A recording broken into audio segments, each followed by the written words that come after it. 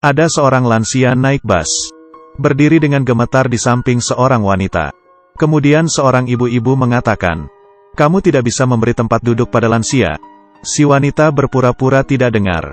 Pandangan semua orang tertuju padanya. Si lansia berkata, "Tempat duduk ini aku berikan saja ke kamu." Si ibu-ibu makin marah dan mengomel lagi. Si wanita dengan tenang berkata, "Mau duduk? Duduk di sini saja." Si lansia kaget, dan yang lainnya marah. Si wanita tidak meladeni mereka. Tapi dia tidak tahu, semua ini direkam oleh seorang anak magang stasiun TV. Si wanita tiba ke stasiun tujuannya. Si anak magang mengejarnya. "Mohon tanya, kamu hanya tinggal satu stasiun sudah sampai tujuan, kenapa tidak mengalah?" Si wanita menjawab dengan kesal, "Aku hanya tidak ingin memberikan tempat dudukku, tidak ada asalan lainnya." Si anak magang kembali ke stasiun TV, memberikan videonya ke supervisornya. Setelah melihat video itu, supervisornya langsung bersemangat.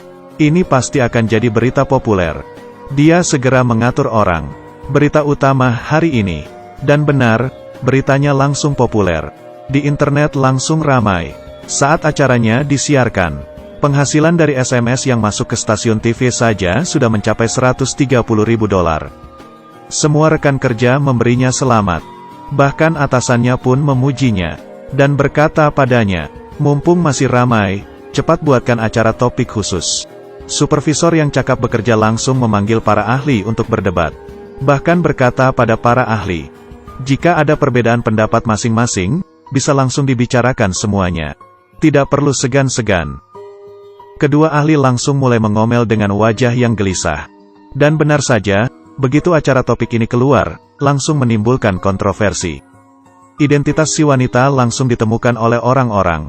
Layar dipenuhi dengan berbagai omelan yang membawa-bawa nama si wanita. Kata kasar macam apapun ada. Si wanita panik, dia adalah sekretaris dari bos perusahaan terkenal. Sebelum kejadian, dia sempat meminta izin libur kepada bosnya dengan tidak wajar.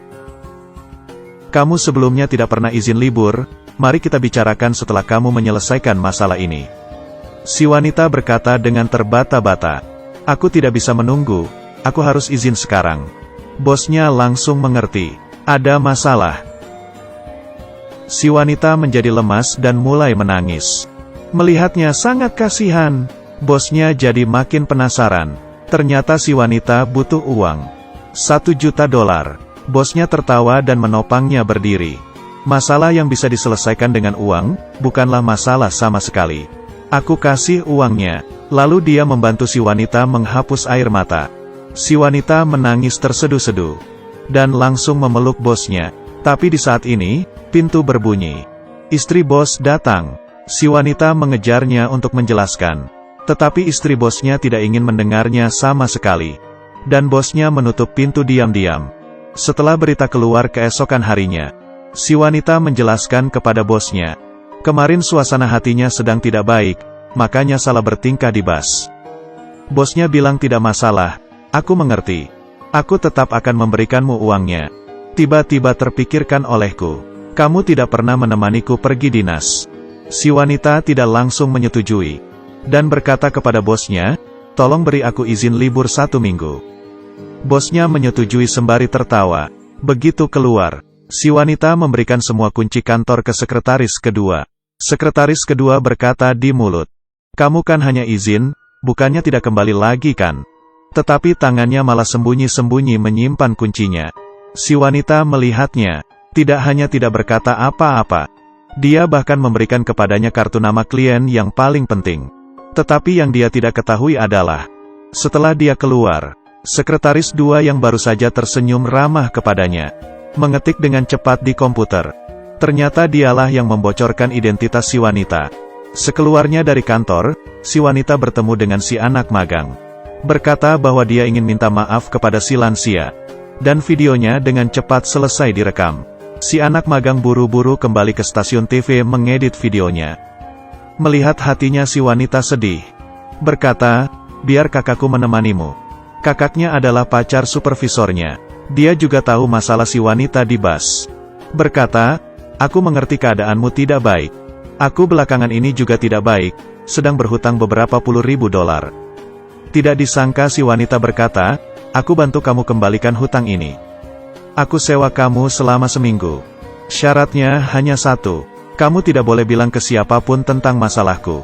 Orang ini adalah ibu-ibu kaya raya. Bukan orang kaya biasa. Pelayan toko bertanya dia mau jam tangan yang seperti apa. Melihat jam tangannya dipakai satu saja, aku tidak ingin membelinya. Jika dipakai 3 sekaligus, aku sangat ingin membelinya. Penjaga toko langsung membantu si ibu kaya raya membungkus barang dengan girangnya. Tetapi saat bayar, "Bu, kartu kamu diblok." Si ibu kaya raya mengganti kartu yang lain. Diblok juga. Ternyata, beberapa hari yang lalu setelah melihat si bos berpelukan dengan sekretarisnya, dia tidak bisa menahan marah, dan melaporkan ke stasiun TV bahwa si wanita merusak rumah tangga orang lain. Waktu beritanya disiarkan, sekretaris 2 yang sangat ingin naik pangkat, sengaja memperlihatkan beritanya ke klien, dan menggagalkan sebuah transaksi besar. Si bos mengantarkan kliennya pergi, lalu segera memblok kartu kredit istrinya dalam kemarahannya. Malam harinya saat istrinya pulang, dia berkata kepada suaminya, "Aku membeli jam tangan, karena ingin minta maaf sepenuh hati kepadamu. Tapi kamu malah memblok kartu kreditku." Suaminya melihatnya, "Aku mengerti. Permintaan maafmu, aku bayar." Di sisi lain, si wanita dikejar oleh netizen yang marah karena masalahnya di bus. Dia hanya bisa keluar rumah, tinggal di hotel. Dia meminta KTP si lelaki. Bilang mau membuka akun bank, dan menyimpan uang sebesar $1 juta. Si lelaki menyetujuinya. Sepulangnya ke rumah, dia melihat berita, dan bertanya kepada si supervisor, kenapa video minta maafnya belum disiarkan?" Si supervisor bilang, "Kamu pasti tidak mengerti. Kami baru saja memarah-marahinya, masa langsung membelanya kembali. Kalau begitu bukannya malah menamparkan diri sendiri. Tunggulah beberapa hari." Dan si wanita di saat ini, sendirian di hotel, tidak melihat video permintaan maafnya sendiri. Di layar hanya ada omelan dan kata kasar. Bahkan blognya diretas. Bahkan fotonya diedit jadi foto kematian. Dia putus asa sampai tidak bisa tidur. Tetapi benar-benar sangat putus asa. Dia bahkan tidak bisa menelan obat tidur. Setelah makan dimuntahkan, setelah muntah makan lagi. Akhirnya tertidur setelah tersiksa semalaman. Keesokan harinya, si supervisor wawancara ke rumah bosnya. Bukan hanya ditolak dari rumahnya, bahkan sampai didorong keluar oleh satpam. Dia sangat marah, begitu kembali ke kantor, langsung mulai mengetik berita. Dia mengisukan bahwa perusahaan si bos tidak baik. Opini publik langsung segera memarah-marahi si bos. Api ini langsung membakar kaki si bos. Tapi si bos adalah orang yang berpengaruh. Tidak ingin merendahkan diri untuk berdebat. Langsung memerintahkan, untuk menegur mereka. Sekretaris 2 langsung inisiatif berkata bahwa si anak magang adalah temannya. Dia pergi menemui si anak magang. Memperkenalkan pemilik anak perusahaan. Mengatakan bahwa ada pekerjaan santai dengan gaji tinggi. Ternyata anak perusahaan si bos mau membuat video iklan. Kalian tidak perlu buat, hanya perlu memberikan beberapa masukan saja. Si bos anak perusahaan bahkan berkata, "Berita soal masalah di bus itu saja, supervisor kalian bisa membuatnya dengan sangat baik." Lalu memintanya untuk memikirkannya. Si anak magang tahu bahwa si supervisor dan kakaknya sedang butuh uang untuk pembayaran uang muka. Jadi dia mengambil keputusan sendiri, menerima tawarannya. Dan saat si lelaki menemui si wanita, dia sudah berubah menjadi seperti ini. Si lelaki bilang, "Apakah perlu sampai begini demi seorang lelaki tua?" Si wanita pergi naik mobil dengannya, lalu berfoto-foto. Marahnya masih belum hilang, dia meminta si lelaki menemaninya terjun lenting. Si lelaki ketakutan. Tetapi si wanita berkata, "Kamu tidak mau gajimu. Oleh karena itu..." Si wanita akhirnya tertawa. Dia meminta si lelaki membantunya menyewa seorang pengurus rumah tangga. Biar bagaimanapun, kontrak si lelaki hanya 7 hari. Si lelaki segera menemukan orang yang tepat. Tetapi sesuai dengan peraturan, majikan harus mendaftarkan KTP. Dia memanggil si wanita masuk. Tetapi bos pengasuh ini langsung mengenali si wanita. "Kamu wanita yang punya masalah di bus itu kan?" Si wanita berkata, "Kalau iya memang kenapa?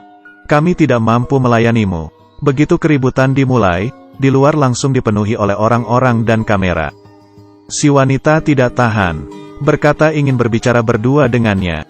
Bos pengasuh berkata, "Oh, kamu masih ingin ribut?" Tetapi tak disangka, si lelaki malah ketakutan. "Kamu masuk sendiri saja, aku tunggu di luar." Si wanita tertegun. Tidak disangka dia salah menilai orang. Dia masuk dan bertengkar. Detik berikutnya, dia dikejar oleh banyak orang sampai harus kabur. Kamera terus berkedip. Si wanita menyuruh si lelaki untuk cepat-cepat kabur. Tapi saat si lelaki masih bengong-bengong, sudah terlambat. Mereka berdua difoto. Si wanita menyewa si lelaki untuk menjadi pelindungnya selama 7 hari. Tetapi si lelaki terlalu penakut. Si wanita memberinya uang lalu mengusirnya. "Kamu seorang yang pengecut." Si lelaki masih tahu malu. Jadi hanya mengambil uang untuk 6 hari. Berkata dengan sedih, "Kamu benar-benar menyakitiku."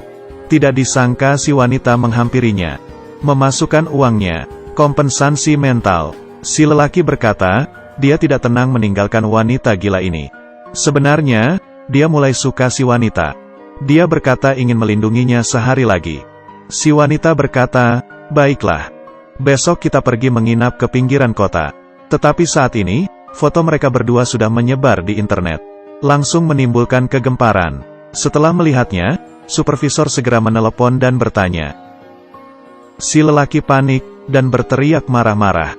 "Semuanya karena kamu, aku terjun ke sungai juga tidak akan jadi bersih lagi." Tetapi si wanita hanya berkata, "Jangan mengamuk padaku." Si lelaki marah, berkata, "Kamu penyakitan ya?"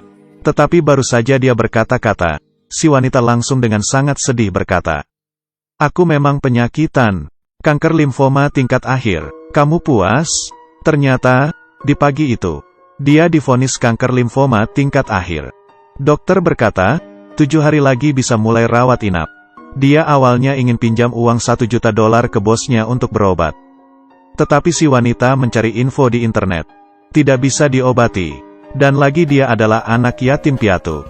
Dalam kepanikan dan frustrasi tanpa yang mendampingi. Naik ke bus dengan pikiran yang kebingungan. Saat-saat terakhir dalam kehidupannya, dia yang selalu menjadi anak, siswa, dan karyawan yang baik. Hanya ingin memberontak sekali saja. Makanya dia melakukan hal tersebut. Siapa yang tahu, malah perlahan-lahan menjadi kekerasan dunia maya yang luar biasa. Dia melempar hasil pemeriksaannya ke muka si lelaki. Si lelaki baru menyadari apa yang telah dilakukan dirinya. Dia menelepon si supervisor, tidak menjelaskan apapun. Hanya berkata, dia akan menemani si wanita sehari lagi. Bahkan menemani si wanita rawat inap. Sebelum masuk ke ruang pemeriksaan, si wanita berkata, "Aku pergi dulu ya." Begitu si lelaki menyadari ada yang tak beres, dia langsung masuk ke ruang pemeriksaan. Tidak ada orang. Setelah polisi datang dia baru tahu, si wanita sudah bunuh diri. Setelah kejadian ini, semua orang menyesal. Si bos menyesal, tidak lebih memperhatikan bawahannya. Si lelaki menyesal, tidak seharusnya tidak bisa membedakan yang baik dan salah. Si anak magang menyesal, tidak bersikeras agar video permintaan maaf si wanita disiarkan. Rekan kerjanya juga menyesal, tidak seharusnya menggosipinya mengikuti keramaian. Oleh karena itu, supervisor yang membocorkan nama si wanita, menerima potongan biaya dari video iklan anak perusahaan. Si supervisor juga menyesal, tetapi sudah terlambat. Dia dipecat, kehilangan pekerjaan dan kekasih. Apakah ada yang menyadari? Sebenarnya tidak semua orang menyesal. Memang benar, video yang diedit oleh si supervisor adalah dalang utamanya. Tetapi yang benar-benar membuat si wanita putus asa adalah mereka. Aku tidak tahu apakah mereka menyesal. Tapi aku dapat menebak, mereka mungkin sudah lupa akan hal ini. Mereka mungkin sudah mulai pergi ke masalah lainnya. Tidak sabar untuk melanjutkan, membela keadilan, lagi. Akhir cerita. Si lelaki menggunakan nama si wanita, menyebarkan ingatan tentang 7 hari di akhir kehidupannya. Aku ingin melewati setiap jamnya dengan sebaik-baiknya. Setiap menit, setiap detik, dia ingin senyuman manis si wanita menegur semua orang. Jangan sampai suara halayak ramai melebihi kekuatan dari kebenaran. Jangan membiarkan isu yang beredar menginjak-injak kebenaran yang datang terlambat. Tapi aku merasa tindakannya sia-sia.